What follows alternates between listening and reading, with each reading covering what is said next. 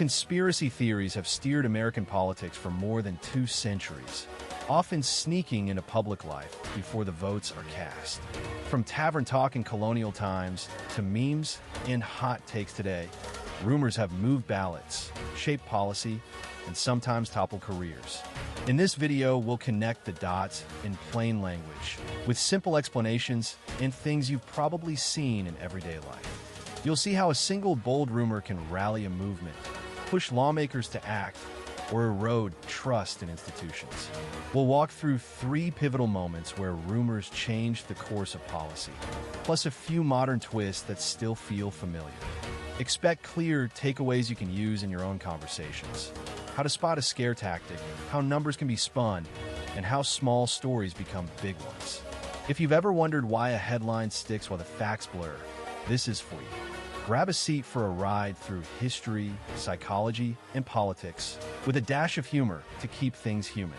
Historical roots and evolution of conspiracy theories in American politics. From the earliest days of political life in North America, rumors of plots and secret councils walked alongside debates and pamphlets. These stories drew on familiar fears, hidden power, quiet influence, and elites who seemed to answer to nobody. Pamphleteers, clergymen, and everyday readers seeded a culture of suspicion that attached to events as much as to ideas. The Morgan Affair, when a man disappeared after threatening to publish exposes on Freemasonry, became a touchstone for fears about secret societies. Across the Atlantic, writers argued that hidden orders could steer government and economy, and some Americans absorbed those warnings as part of their political vocabulary. Into the 20th century, conspiracy thinking found a political home in fears of subversion and betrayal. McCarthyism and the activities of the House Un-American Activities Committee mobilized suspicion of neighbors and colleagues, often with little proof. The Hollywood blacklist and loyalty oaths dragged everyday lives into politics. A famous espionage case, the Rosenbergs, gave credibility to the idea that hidden forces worked in secret. The result was a prevailing sense that power could be exercised out of sight. It was tense, and that tension lingered long after the hearings. Conspiracy talk surged around political violence in the 1960s and afterward. The assassination of a U.S. president became a magnet for alternate explanations, challenging the official account and feeding a habit of distrust toward institutions. The idea of a lone gunman coexisted with theories of multiple shooters or broader plots. These debates helped normalize the sense that power could be exercised in ways the public would never fully understand. They left a legacy, a toolkit for interpreting politics that blends skepticism with suspicion. Today, the mix of media ecosystems and online networks accelerates conspiracy spread. Claims about presidential birthplaces or hidden loyalties find audiences in instant messages, video clips, and memes. The Obama birth controversy and widespread 9/11 conspiracy theories are examples of how political debates can ride on misinformation. Online communities gave rise to movements like Pizzagate and QAnon, which show how a narrative can evolve into a political movement with real-world consequences. The effect on American politics is real. It shapes voters' beliefs, undermines trust in institutions, and can move policy debates in directions that surprise even seasoned politicians.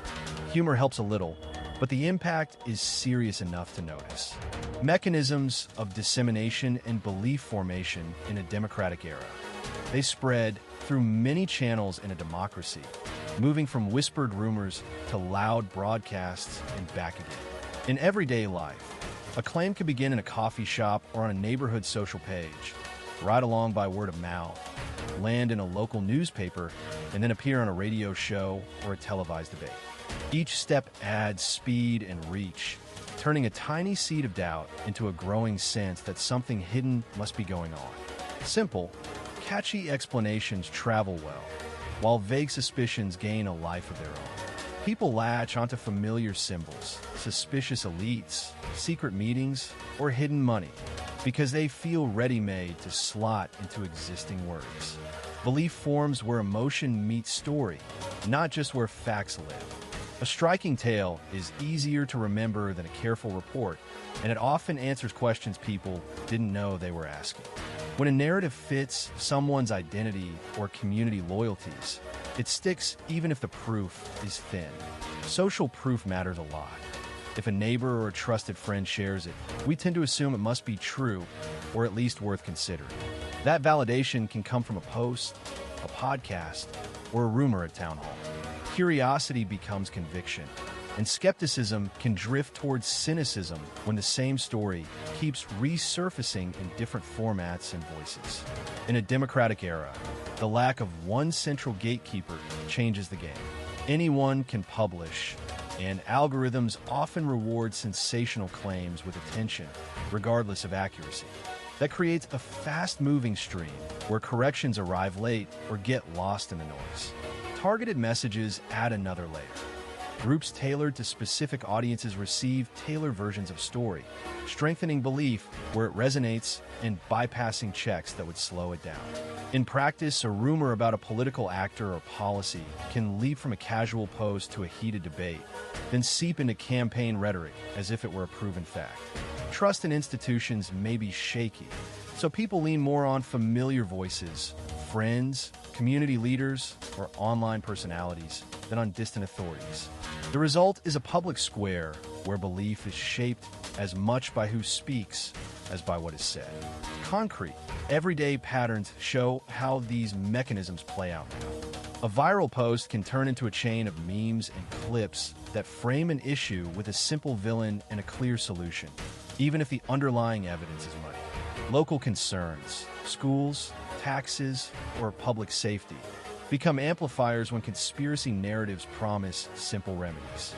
Fact-checking helps, but corrections often trail behind the original claim, and some audiences discount corrections that come from sources they distrust.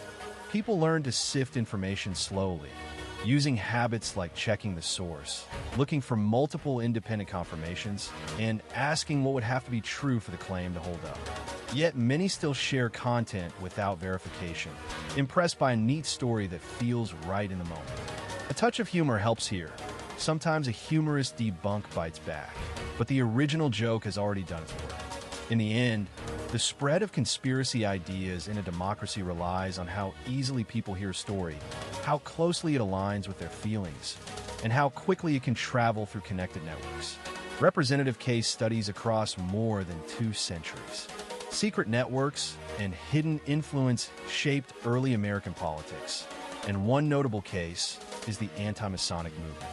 In the 1820s and 1830s, rumors that Freemasons secretly ran government led to the rise of the anti-Masonic Party, which ran candidates and pressed for reform. People shared pamphlets at town meetings, and newspapers often headlined alleged Masonic plots. This case shows how a conspiracy belief can jump from rumor to organized political action, producing a real third party and shaping how politicians talked about power. A later case shows how fear of outsiders can drive political change. The Know Nothing movement, also called the American Party, rose in the mid-19th century on the idea that immigrants and Catholics wielded covert influence over American institutions.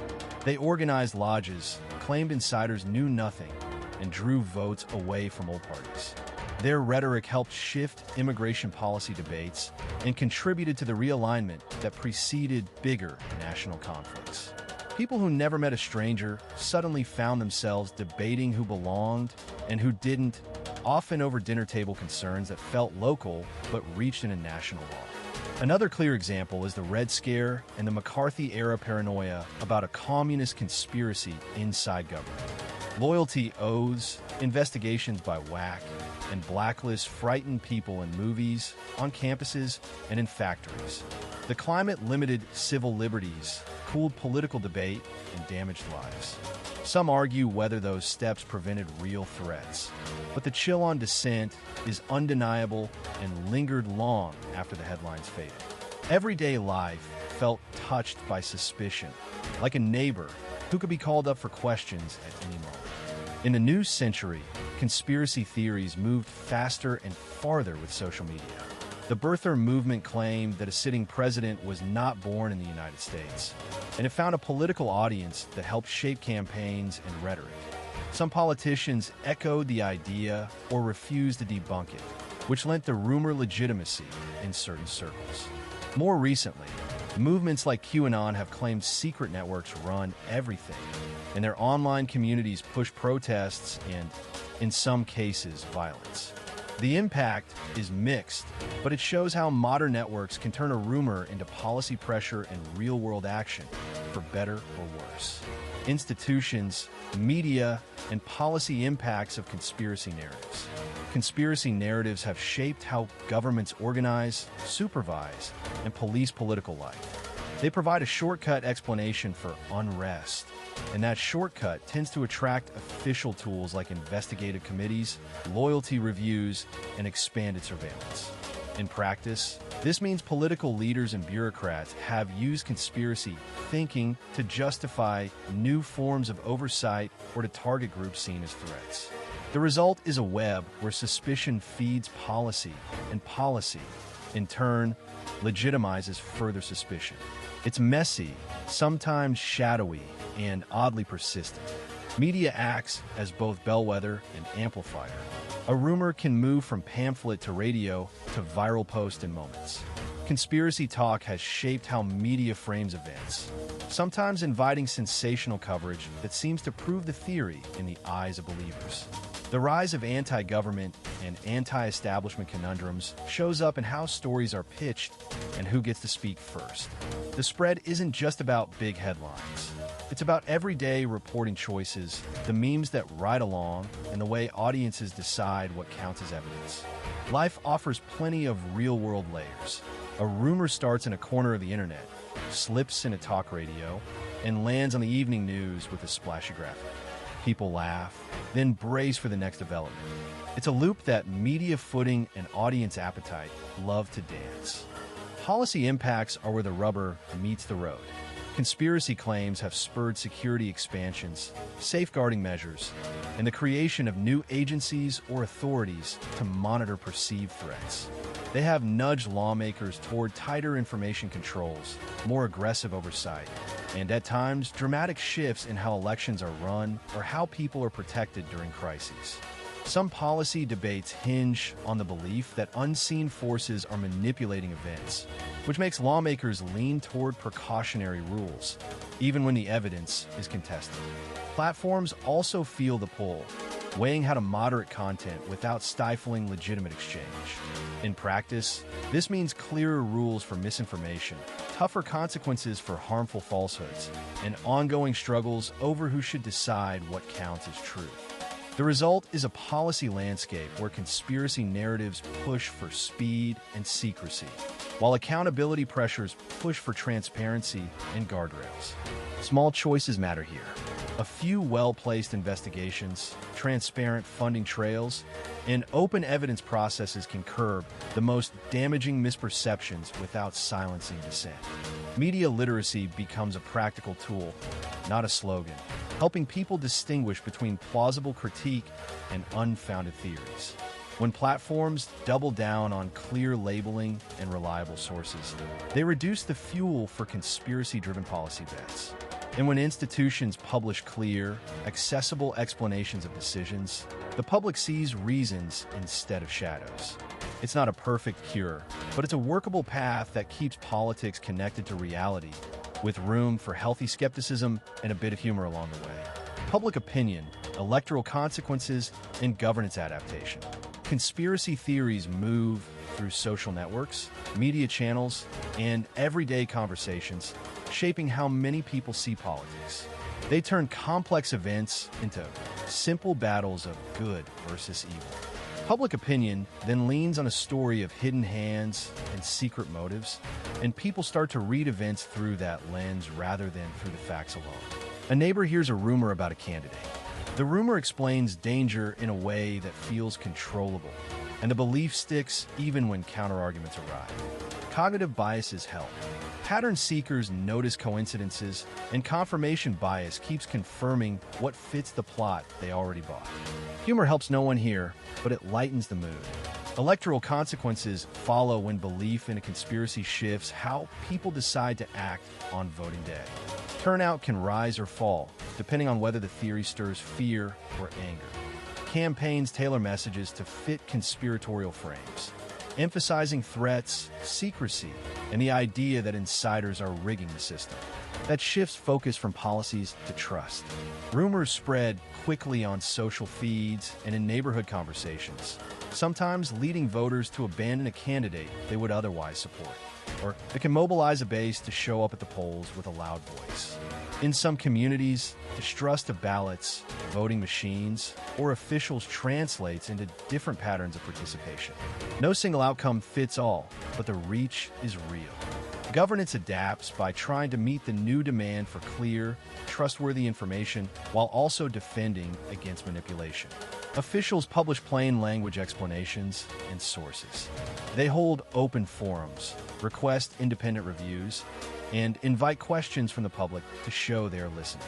Platforms label disputed claims and sometimes deprioritize loud spreaders. Departments redesign communications to be proactive, not reactive, so rumors have less room to grow. Budget and policy debates shift toward transparency, oversight, and data accessibility. Local administrations experiment with rapid rebuttal teams and community liaisons who translate jargon into everyday language. Sometimes the effort works. Sometimes it feels like patching a dam with tape. The loop between beliefs, votes, and governance is persistent and messy, but it also creates openings for resilience.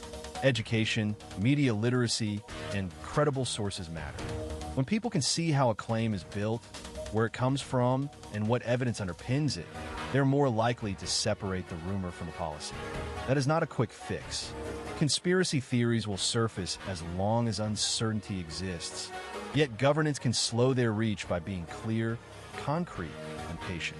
A little humor helps at the margins, but stubborn facts still carry weight. In the end, public opinion, elections, and governance adapt in a dance where rumors are a constant chorus, and responsible institutions try to keep the melody from turning into noise. Here's the bottom line.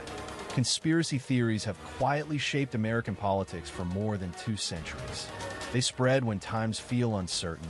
They stick because they offer simple, easy-to-grasp explanations, and they travel fast, from gossip at the local diner to memes online today. They've nudged public opinion, pushed campaigns to change their messages, and even steered policy debates. They can corrode trust in institutions and make real solutions harder to find. Some rumors do fade, but the way they color our conversations can linger. If you're watching this, you probably care about truth and how politics actually works. Maybe you've heard a story that sounded thrilling and a little suspicious at the same time, like whispers about hidden handshakes behind a vote or a single fact that explains everything. You're not alone. We all run into this stuff in everyday life, from conversations at the coffee shop to posts scrolling through our feeds. The best guard is simple. Ask where something came from, check the source, and look for real evidence. It's not about being boring. It's about keeping the dialogue honest so we can solve real problems together. If this video helped, a like, a share with a friend who enjoys history with a twist, and a subscribe would be great. In the comments, tell us about a conspiracy rumor you heard and how you checked it. Your example could help someone else sort fact from fiction.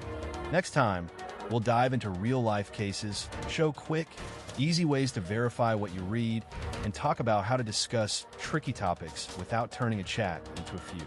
We'll also look at how modern misinformation shows up in campaigns and what everyday folks can do to push back in a constructive way.